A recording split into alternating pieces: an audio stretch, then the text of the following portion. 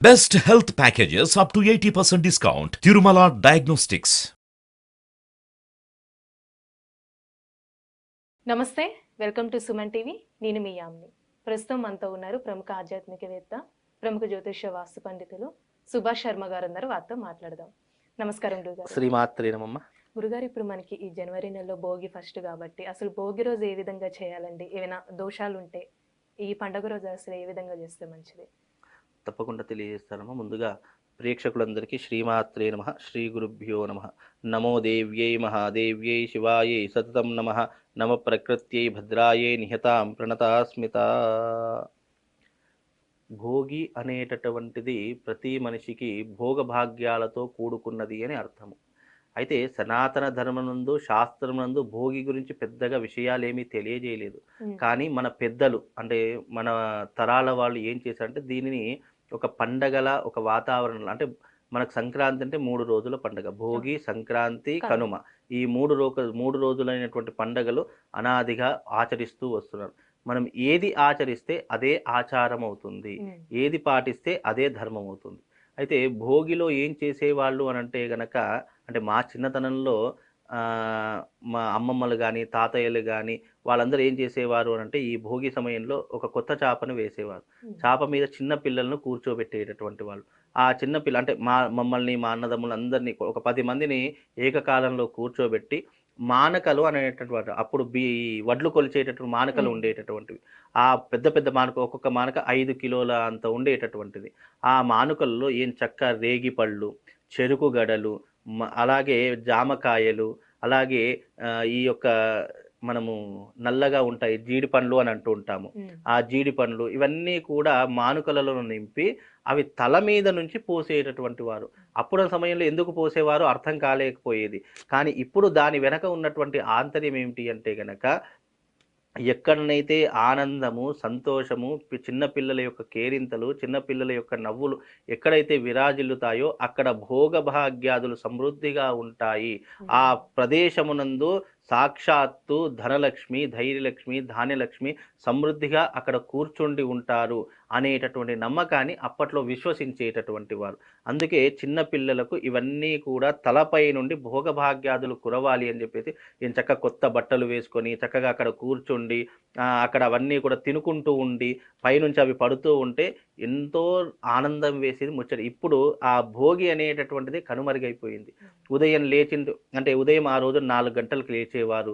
ఏం చక్క మన ఇంట్లో ఉన్న అప్పట్లో పాత ఇల్లు ఉండే కర్రలు దూలాలతో ఉన్నటువంటి ఇల్లు ఉండేటటువంటి. అప్పుడు ఏం చేసేవారు అంటే ఈ దూలాల నుంచి ఊడిపోయినటువంటి కర్రలన్నీ తీసుకొని 4 గంటలకు లేచి ఏం చక్క భోగి మంటలు పెట్టుకునేటటువంటి వారు. ఆ భోగి మంటలను పెట్టుకొని ఏం చక్క ఆ రోజున ఉదయకాలం నందు అంటే సూర్యుడు రాకమునిపే స్నానాన్ని ఆచరించేటటువంటి వారు.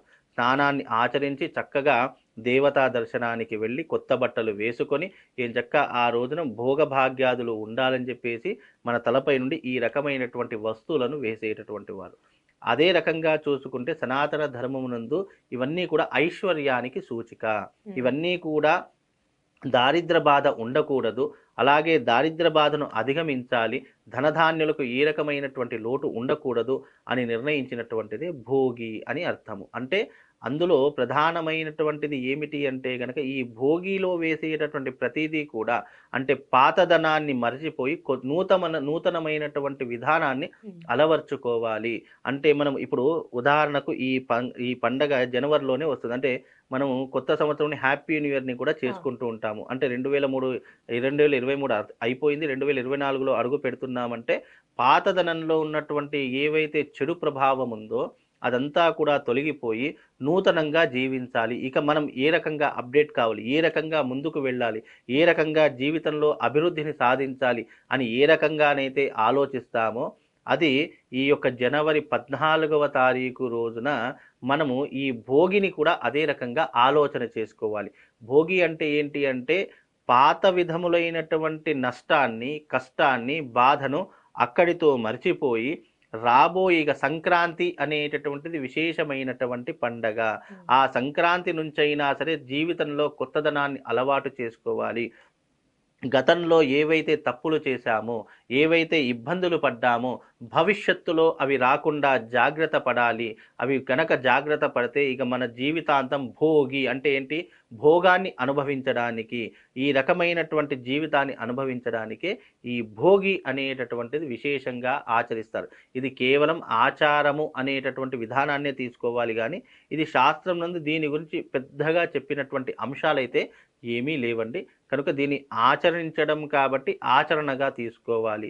అది పెద్దవాళ్ళు నిర్ణయించినటువంటి విధానం కాబట్టి దీని వెనక ఉన్నటువంటిది ఏంటి అంటే, ఇది 3 రోజుల పండగ కాబట్టి ఆ రోజున చక్కగా గాలిపటాలు ఎగిరేస్తూ ఉంటారు. ఇక సంక్రాంతి వచ్చిందంటే వారం రోజుల ముందు నుంచే గాలిపటాలు ఎగిరివేయడము, చక్కగా అప్పుడంటే సంక్రాంతి వచ్చింది అంటే స్కూల్కి 10 రోజుల సెలవులు ఇచ్చేవాళ్ళు. ఇప్పుడు కేవలం భోగి, సంక్రాంతి 2 రోజులు మాత్రమే సెలవు. 3 రోజులు 3 రోజులు సెలవులు ఇచ్చేస్తున్నారు. అప్పటితో గడిచిపోతుంది. మళ్ళీ యథావిధిగా పిల్లలతోనే ఏదైనా పండగ అండి. పిల్లలు ఉంటేనే పండగ చేసుకోవడానికి మనకు అనుకూలంగా ఉంటుంది.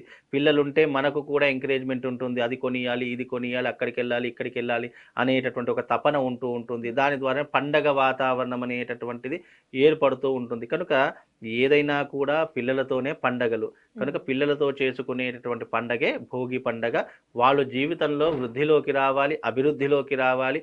వాళ్ళు ఎదుగుతున్నా కొద్దీ వాళ్ళకు సిరి సంపదలు, భోగభాగ్యాదులు అన్నీ ప్రసాదించాలి అనేటటువంటి విధానంతో ఈ భోగి పండగ అనేటటువంటిది ప్రధానంగా ఆచరిస్తారమ్మా. చాలా చక్కగా తెలియజేశారు గురుగారు. ధన్యవాదాలు. శ్రీమాత్రే నమః.